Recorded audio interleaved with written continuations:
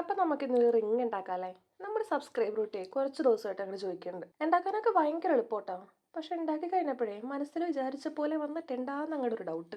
എന്തായാലും ഒരു ഇച്ചിരി ക്ലേ അങ്ങനെ എടുക്കാം. നീട്ടത്തി പരത്തി വിരലിന്റെ അളവൊക്കെ എടുത്ത് റൗണ്ട് ആക്കി എന്നിട്ട് ഒട്ടിച്ചെടുക്കാം. പിന്നെ 3-4 ഇതള് കൂടി വേണം. ഒരു കുട്ടിപ്പൂവും കൂടി ഉണ്ടാക്കാൻ വേണ്ടിയാ. പിന്നെ ഒന്ന് ഉണങ്ങാൻ വെക്കാം. ഉണങ്ങി കഴിയുമ്പോൾ ഒരു സ്ട്രോങ് ഗ്ലൂ അങ്ങനെ എടുക്കാം. അതങ്ങോട്ട് ഒട്ടിക്കാം. നമ്മുടെ 5 രൂപയുടെ ഫെവിക്വിക്കില്ലേ?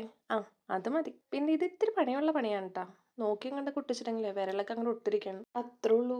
പിന്നെ പണ്ടേ ഇച്ചിരി പേകിടത്തരമുള്ളതുകൊണ്ടേ ഇതെല്ലാം ഒട്ടിച്ച് കഴിഞ്ഞപ്പോഴേക്കും കൈ മൊത്തമായിട്ടും ഒട്ടിരിക്കണായിരുന്നു.